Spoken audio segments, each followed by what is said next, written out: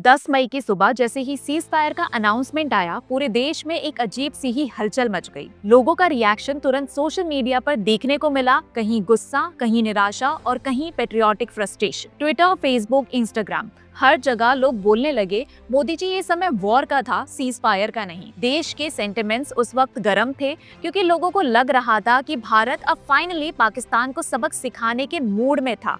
और तभी अचानक सीज फायर। बहुत लोगों के लिए ये एक पीछे हटने जैसा लगा। मुझे भी एक समय के लिए लगा कि ये क्या हो गया, क्या हमने इतनी बड़ी अपॉर्चुनिटी खो दी। पर इससे भी ज्यादा हैरानी तब हुई जब वही अपोजिशन, जो कुछ दिन पहले तक मीडिया चैनल्स पर बैठकर सरकार को ये सलाह दे रहा था कि वॉर से बचा जाए, सिचुएशन को डी एस्केलेट किया जाए, वही लोग सोशल मीडिया पर इंदिरा गांधी जी की फोटो डालकर बात करने लगे।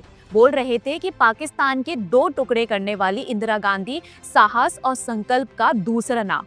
काफी लोग छाती ठोक ठोक कर इंदिरा गांधी की बहादुरी गिनाने लगे। यही हिपोक्रेसी तो सबसे ज्यादा चुभने वाली थी। देश की जनता भी कंफ्यूज थी। एक तरफ मीडिया में ये दिखाया जा रहा था कि गवर्नमेंट ने पीस चूज किया है, दूसरी तरफ एक साइलेंट एंगर भी था कि ये डिसीजन लेकर हमने अपनी ही जीत को डाइल्यूट तो नहीं कर दिया। लेकिन सच ये है कि 10 मई का सीज फायर एक शांति संदेश नहीं था, ये एक साइलेंट वार्निंग थी, एक सर्जिकल मैसेज, एक ऐसा एक्शन जिसका डिटेल्स हेडलाइन से हटा दिया गया, प्राइम टाइम से स्क्रब कर दिया गया और जनता से छुपाया गया कुछ समय तक। जब आपने सीज फायर की न्यूज देखी तब असल में कुछ और ही चल रहा था। 9 मई की शाम पाकिस्तान ने फिर से हमला किया, ब्लैकआउट्स हुए, बॉर्डर के उस पार से शेलिंग चली और फिर इस बार इंडिया ने सिर्फ जवाब नहीं दिया, इंडिया ने पूरा गेम ही बदल दिया। प्राइम मिनिस्टर मोदी ने सिग्नल दिया, एनएसए ने सिर हिला दिया और फिर शुरू हुआ ऑपरेशन सिंदूर फेज 3। 9 मई की रात सब कुछ बदल गया। पाकिस्तान ने अपने फतेह 2 बैलिस्टिक मिसाइल्स के जरिए न्यू दिल्ली को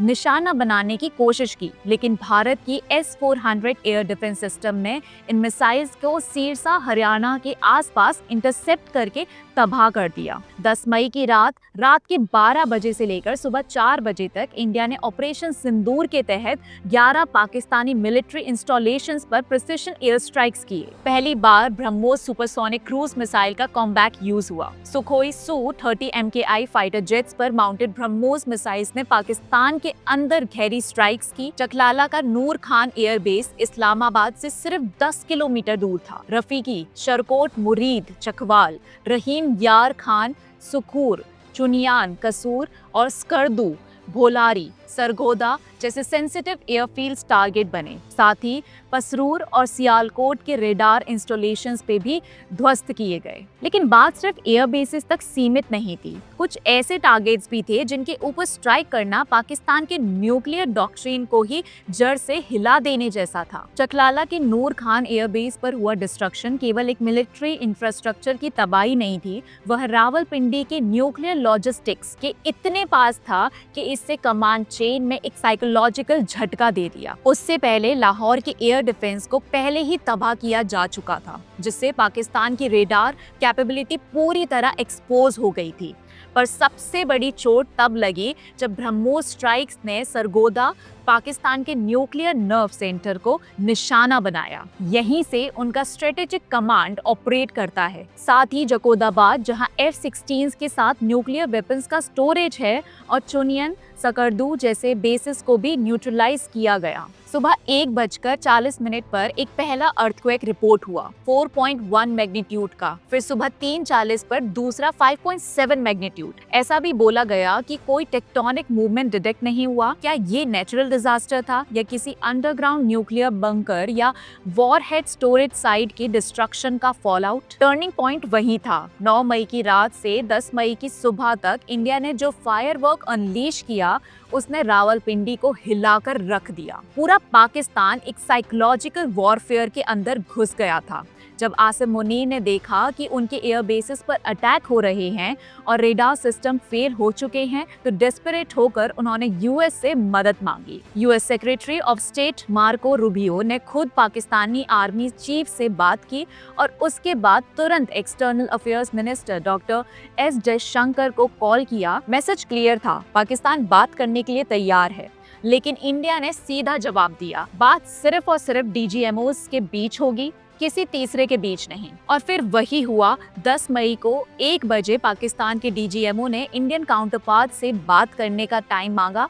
आयरनी देखो, 7 मई को इंडिया ने जब उन्हें इन्फॉर्म किया था कि हमने पाकिस्तान के टेरर कैंप्स पर स्ट्राइक की है, तब उन्होंने कोई रिस्पॉन्स नहीं दिया था। लेकिन जब एयर बेसिस पर ब्रह्मोस गिरे तब पाकिस्तान डर गया। ये वही भारत है, लेकिन सरकार बदल चुकी है। पहले भी एक सरकार थी जो 26/11 जैसे अटैक्स के बाद सिर्फ डॉजियर्स भेजती थी।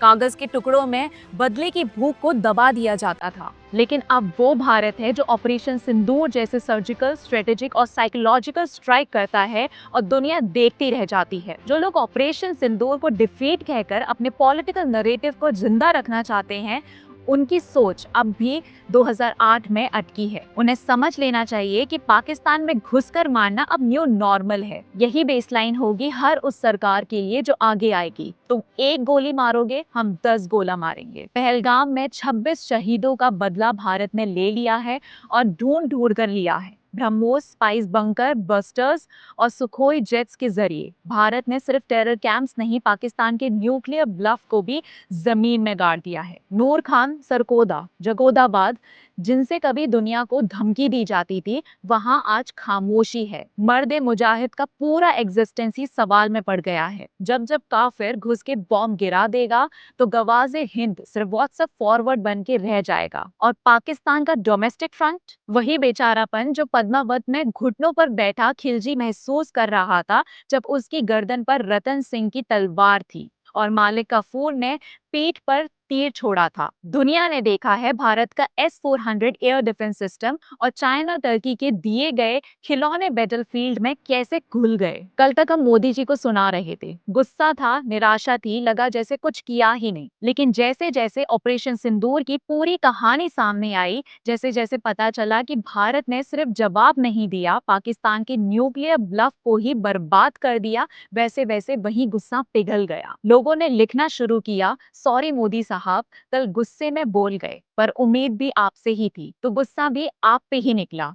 अब समझ आया कि आप तो वही मोदी हैं जो बोलते कम है, करते ज्यादा हैं। ये भी लिखा, sorry Narendra Modi, I was not familiar with your game, me apologising to Modi ji for doubting him yesterday. मैं खुद मान गया कि मोदी जी पर एक पल के लिए भी शक नहीं करा जा सकता। और इसीलिए आज हर देशभक्त के दिल से एक ही बात निकलती है, थैंक यू मोदी जी, जो हमने समझा नहीं वो आपने करके दिखा दिया। अब आप मुझे कमेंट करके बताना कि आपने भी वही सोचा था जो मैं सोच बैठी थी। इसी के साथ मिलते हैं अगले वीडियो में, तब तक के लिए जय हिंद।